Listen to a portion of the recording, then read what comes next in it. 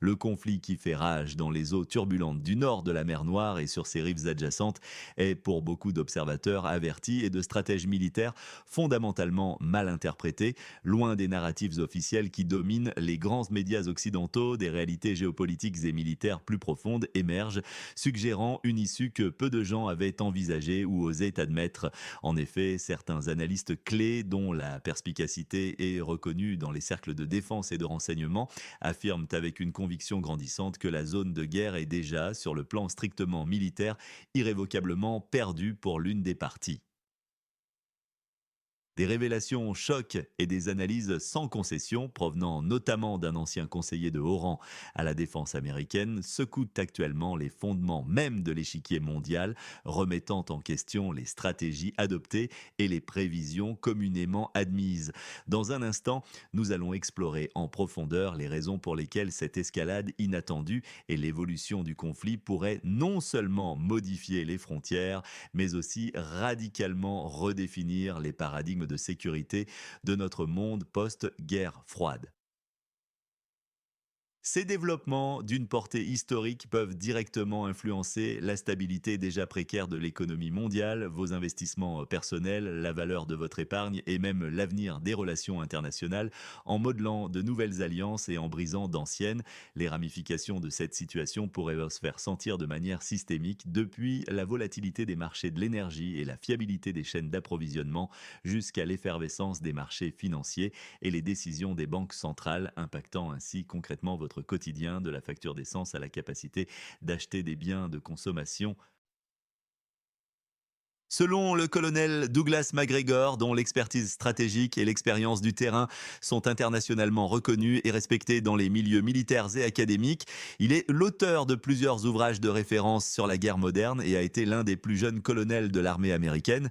La Russie est désormais clairement et résolument passée à l'offensive généralisée. Cet ancien conseiller écouté du secrétaire américain à la défense, un vétéran de combat aguerri ayant servi avec distinction dans de nombreux conflits, et un expert éminent en stratégie militaire et en logistique, affirme sans équivoque que les forces russes progressent de manière coordonnée et efficace sur plusieurs fronts simultanément.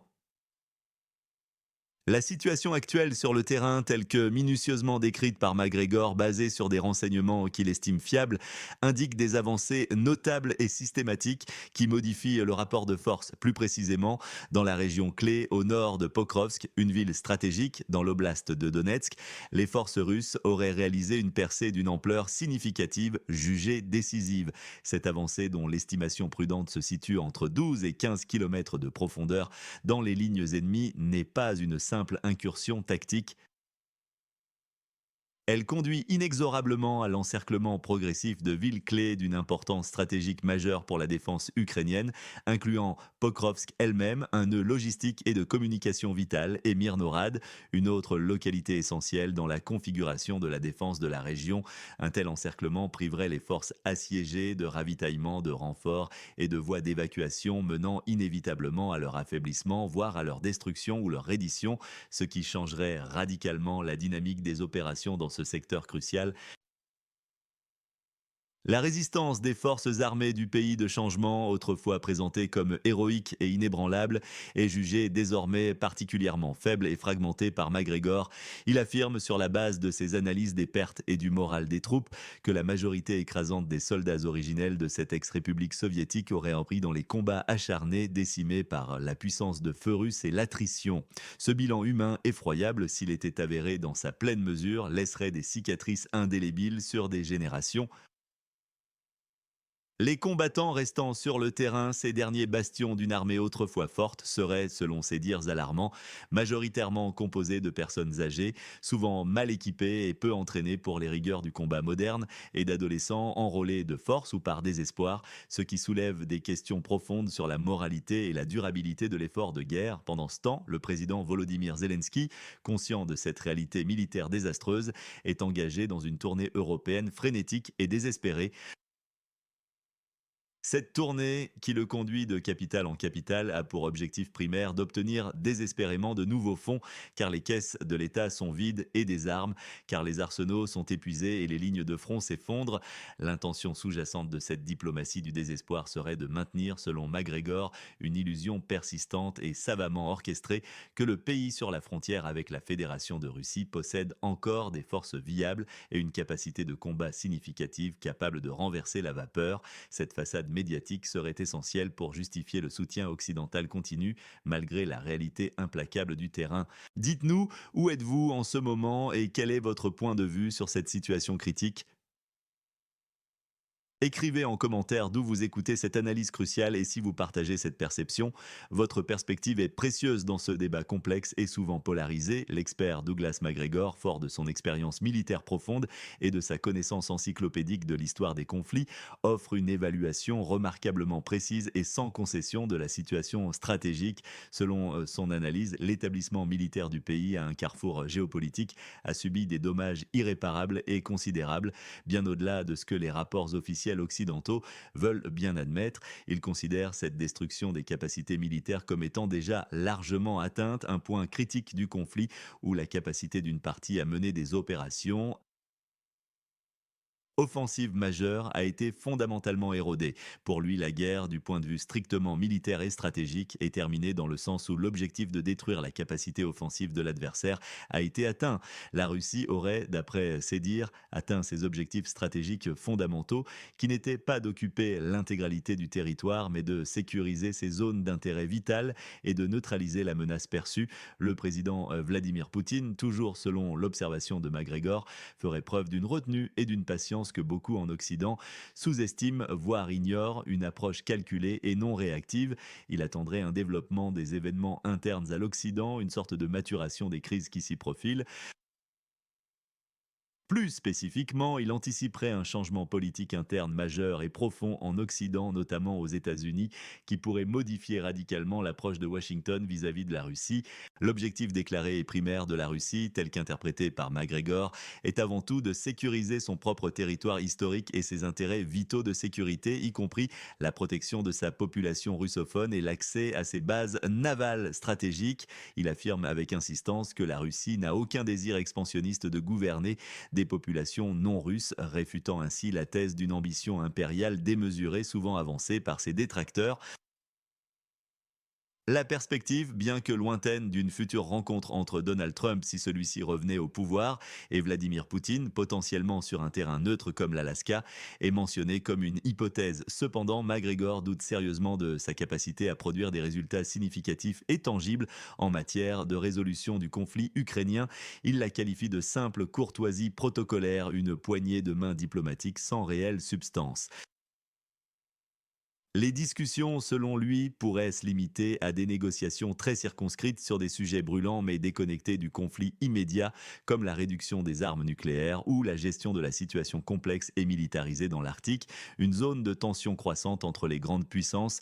Selon l'analyse tranchée, iconoclaste et souvent controversée de MacGregor, l'Occident, dont la direction est assurée par ce qu'il nomme avec un certain dédain des globalistes et des néoconservateurs à Washington, des idéologues qu'il accuse de vouloir imposer une vision unipolaire du monde, a gravement et systématiquement sous-estimé la Russie. Cette erreur de jugement fondamentale aurait eu des conséquences désastreuses. Ces factions occidentales influentes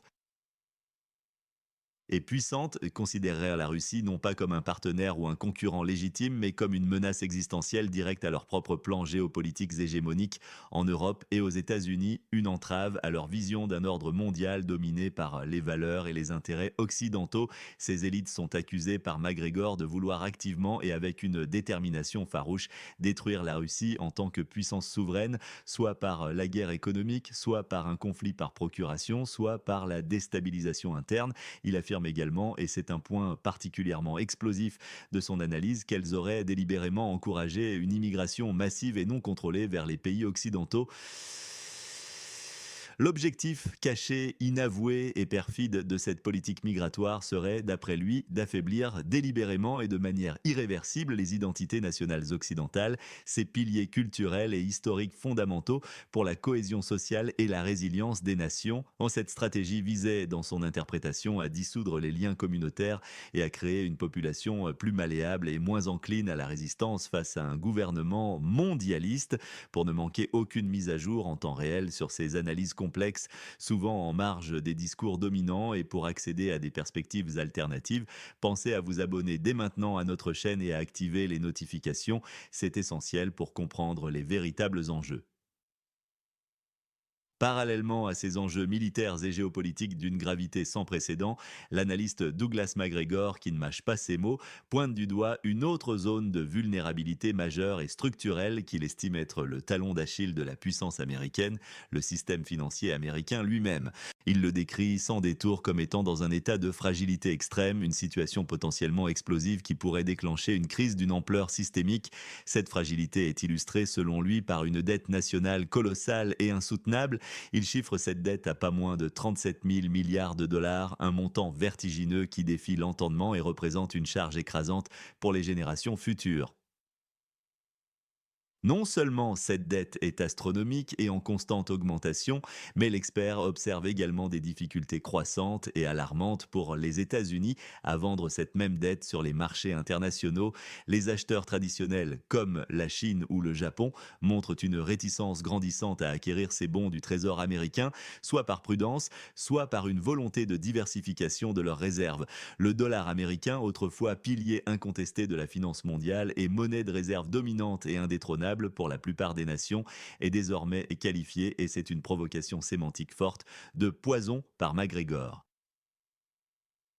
Il affirme que de plus en plus de nations, lassées de l'hégémonie du dollar et craignant son utilisation comme arme de sanction économique, tentent activement de l'éviter dans leurs transactions commerciales bilatérales et dans la composition de leurs réserves monétaires, cherchant à se dédollariser. C'est le signe d'un basculement profond et silencieux de l'ordre financier mondial.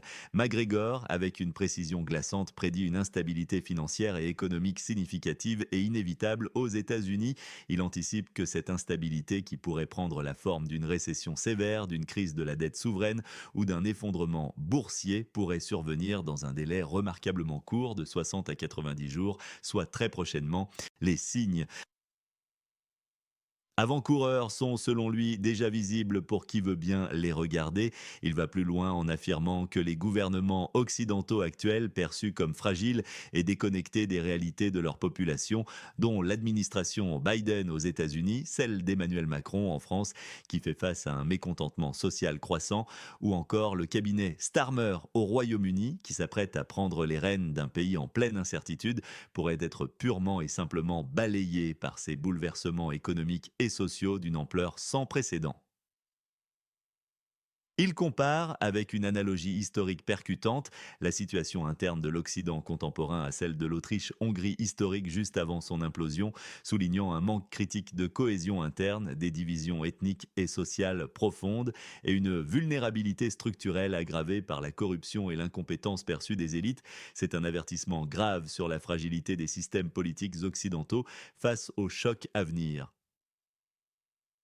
Les rapports sur les pertes divergent fortement et sont l'objet d'une guerre de l'information intense. Cependant, selon l'analyse du colonel MacGregor, qui se base sur ce qu'il estime être des sources fiables et non partisanes, les forces russes enregistreraient des pertes jugées très faibles, bien en deçà de ce que les services de renseignement occidentaux ou les médias mainstream communiquent.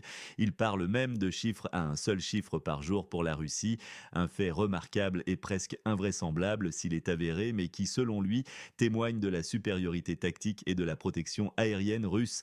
En contraste frappant et particulièrement sombre, l'expert qualifie les pertes humaines de la nation voisine d'effroyables et de véritablement catastrophiques. Il avance un chiffre qui interpelle et qui, s'il était confirmé par des sources indépendantes et vérifiées, représenterait une tragédie humaine d'une ampleur inimaginable. Jusqu'à 1,5 million de soldats de cette ex-république soviétique auraient été tués depuis le début du conflit, un nombre qui dépasse de loin les estimations officielles les plus pessimistes. Ce bilan, s'il était confirmé par des sources indépendantes et fiables, serait sans conteste le plus lourd tribut humain payé par un pays européen depuis la Seconde Guerre mondiale et aurait des conséquences démographiques et sociales dévastatrices pour des décennies. Toutefois, il est crucial de noter qu'aucune confirmation indépendante de ces chiffres spécifiques n'est disponible à l'heure actuelle et ils doivent être considérés avec la prudence nécessaire. L'armée de la région politiquement agitée serait, d'après MacGregor, non seulement épuisée physiquement et moralement, mais aussi dénuée de matériel adéquat et de personnel qualifié, avec un moral des troupes au plus bas historique, ce qui rend toute contre-offensive majeure impossible. L'analyste critique vivement la stratégie de l'OTAN, la décrivant comme incohérente et inefficace.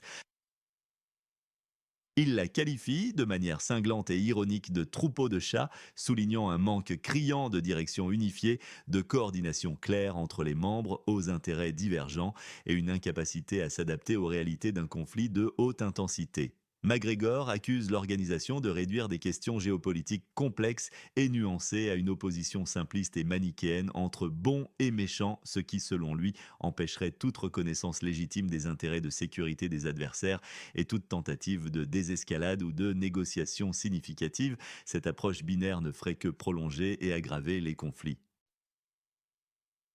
La potentielle fourniture de missiles de croisière Taurus par l'Allemagne à la région politiquement agitée, une décision que certains en Allemagne considèrent comme essentielle pour la défense ukrainienne, est présentée par lui comme une absurdité scandaleuse et une provocation extrêmement dangereuse. Il avertit que cette décision, si elle était prise, pourrait entraîner une réponse militaire russe directe et potentiellement dévastatrice non seulement contre l'Ukraine, mais aussi contre l'Allemagne elle-même, marquant une escalade majeure et sans précédent du conflit, potentiellement capable d'embraser l'Europe. Les cibles pourraient inclure des bases militaires, des infrastructures critiques ou des centres de commandement plongeant l'Allemagne au cœur de la tourmente. MacGregor suggère avec une certitude grandissante que le président Trump, s'il accède de nouveau au pouvoir lors des prochaines élections présidentielles, chercherait activement et résolument à se désengager du conflit coûteux et sans issue dans la zone de guerre de la mer Noire. Son objectif principal, une fois l'Ukraine vidée de ses ressources, serait alors de se concentrer sur la situation explosive et bien plus complexe du Moyen-Orient, une région où les intérêts américains sont directement engagés et menacés par des acteurs étatiques et non étatiques. Toutefois, MacGregor, d'un réalisme souvent teinté de pessimisme, ne s'attend pas à des résultats positifs non plus dans cette région volatile où les conflits sont enracinés depuis des millénaires et les antagonismes insolubles. Il voit les problèmes internes croissants des États-Unis, notamment l'immigration illégale non contrôlée et le laxisme aux frontières, ainsi que la perte alarmante de l'ordre public dans les grandes villes américaines, comme une conséquence directe et inévitable de cette politique globaliste qu'il dénonce avec véhémence.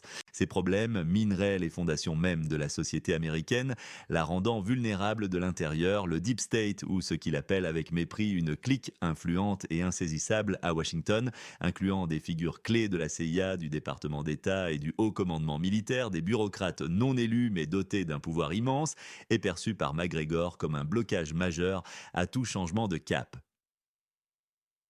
Cette clique, animée par ses propres intérêts et une idéologie bien ancrée, empêcherait tout changement de direction politique significative. Maintenant, la politique actuelle, malgré la dure réalité du terrain et les défaites successives, MacGregor insiste avec force et conviction sur l'importance primordiale des nations et des identités nationales, considérant le globalisme comme une construction artificielle, une idéologie déracinante et finalement suicidaire pour les peuples, car elle dissout les liens sociaux, culturels et historiques qui donnent un sens à l'existence collective et individuelle. Pour lui, l'avenir réside dans le retour aux États-nations forts et souverains, capables de défendre leurs propres intérêts. Pour comprendre l'évolution rapide et potentiellement dramatique de cette situation critique et pour vous préparer aux bouleversements qu'elle pourrait engendrer, observez attentivement les marchés financiers mondiaux et les fluctuations des taux d'intérêt qui sont des signes potentiels et précoces d'une instabilité économique et d'une perte de confiance des investisseurs à venir. Suivez de près les déclarations officielles des capitales occidentales concernant le maintien du soutien ou l'éventuelle réduction aux pays sur la carte 404, ainsi que les signes de fatigue ou de division au sein de l'OTAN et de l'Union européenne. Surveiller tout changement significatif dans le discours politique sur l'immigration et la sécurité des frontières aux États-Unis, ainsi que l'évolution de la dette publique américaine et sa capacité à être refinancée. Ces indicateurs clés pourraient confirmer les prédictions alarmantes de McGregor et signaler un point de non-retour pour l'économie mondiale et l'ordre géopolitique. Pour rester informé en temps réel face à ces prédictions majeures et leurs potentielles conséquences, parfois inimaginables, assurez-vous de commenter cette analyse pour partager vos réflexions et de vous abonner à notre chaîne dès maintenant en activant la cloche de notification. Ne manquez pas notre prochaine mise à jour essentielle sur cette situation géopolitique sans précédent qui pourrait redéfinir le 21e siècle. La vérité, même dérangeante, est notre meilleure